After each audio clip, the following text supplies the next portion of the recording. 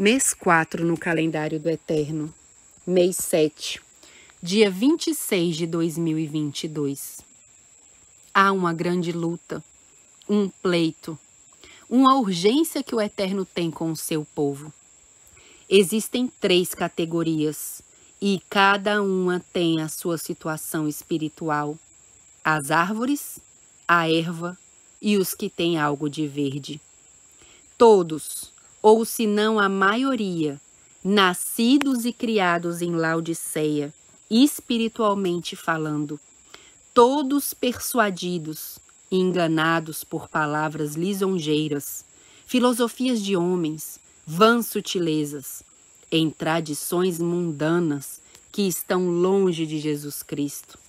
A todos estes, o Eterno diz: se me receberam, caminhem em mim, edificai-vos em mim, enraizai-vos em mim com ações de graça.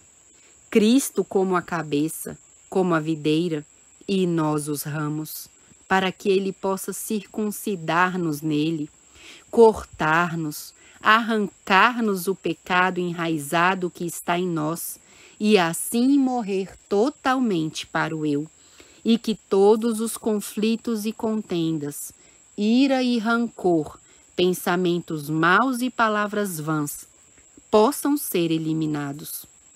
Assim, sepultando o velho homem nele, por meio do batismo, para nele ressuscitar pela fé, pois nele habita o poder de Deus que ressuscita os mortos, tanto físico como espirituais.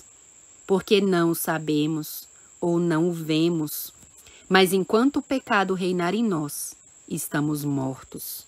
E é por isso que necessitamos daquele que venceu o pecado, para nos ajudar a compreender como vencê-lo.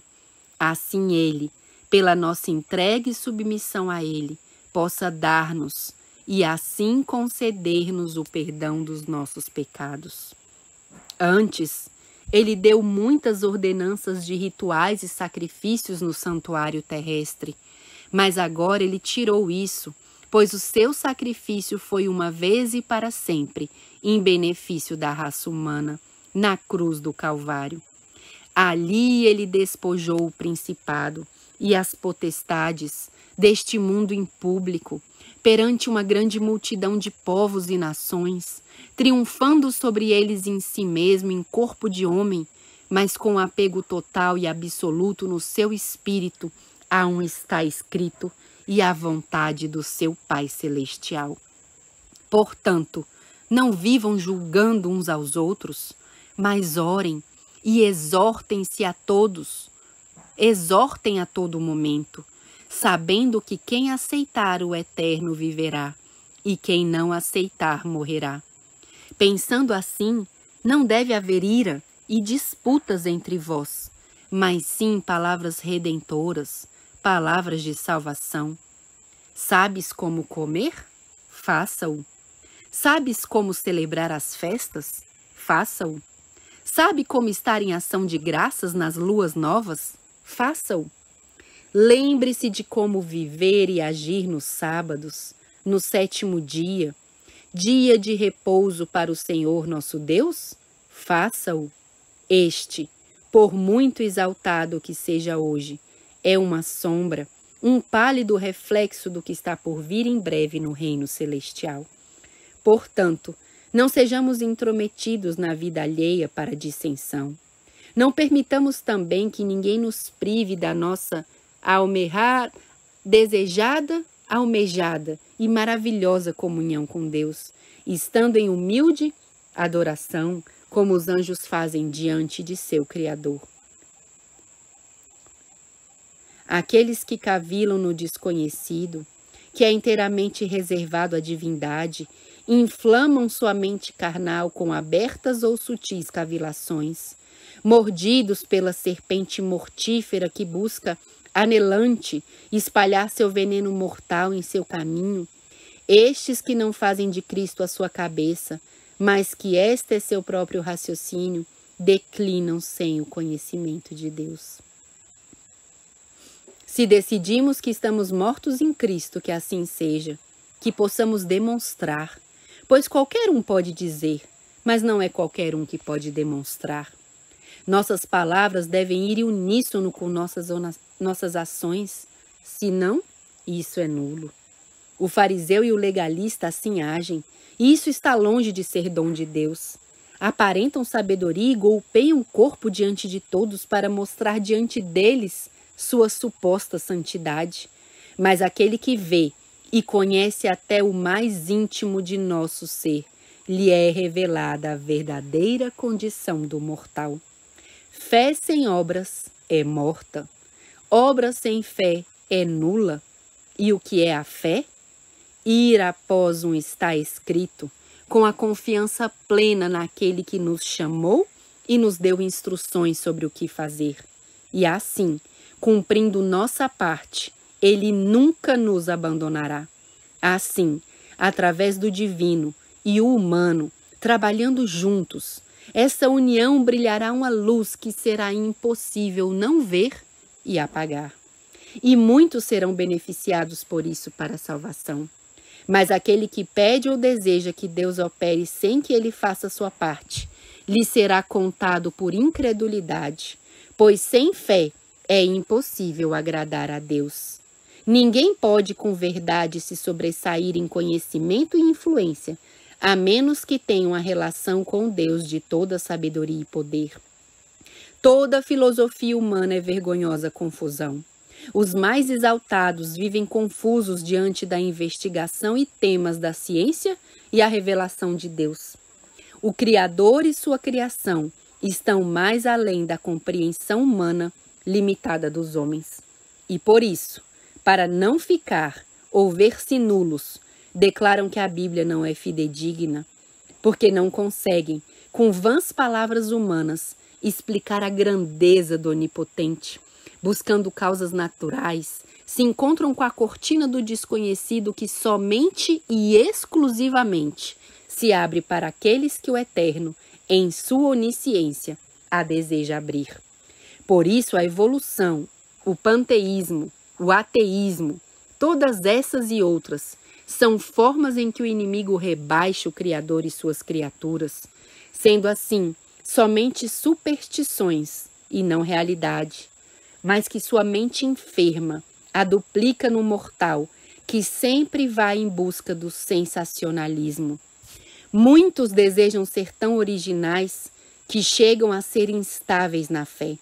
Isso veremos até o fim dos tempos, pois enquanto existe essa obra maligna, assim será. Devemos enraizar-nos em Cristo Jesus e afastar-nos de sofismas humanos. Quanto mais corremos rapidamente para o fim da história desse mundo, a falsidade estará mais mesclada com a verdade, e somente os que tiverem a direção do Espírito Santo poderão distinguir a verdade do erro. Estes são entendidos e entenderão, e poderão discernir pelo poder do Eterno.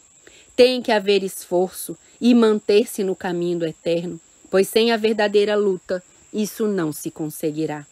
Os santos anjos têm como tarefa cuidar diligentemente daqueles que põem sua fé plena no Príncipe Emanuel. Cada dia temos que comparecer diante dele humildade, por sua sabedoria, para ter sempre seu discernimento em nós, e assim reconhecer a verdade e o erro, a justiça e a injustiça. Todos devemos compreender plenamente que a divindade, Pai, Filho e Espírito Santo, sofreram e se angustiaram diante das agonias do Calvário, mas Jesus Cristo, a quem Deus Pai enviou como resgate da humanidade, comprou a sua igreja com seu precioso sangue.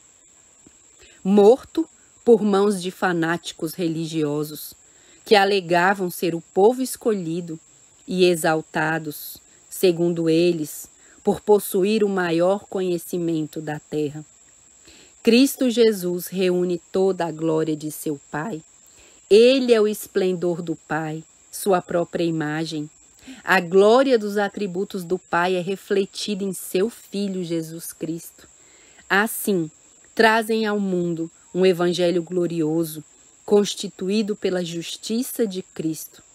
O evangelho é Cristo ressuscitado. Cristo é o evangelho encarnado. Nunca exaltemos o Evangelho, mas ao autor do Evangelho, ou seja, Cristo.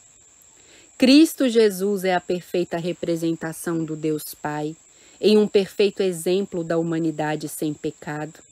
Eis aqui uma perfeita combinação, em uma total sabedoria da divindade com a humanidade.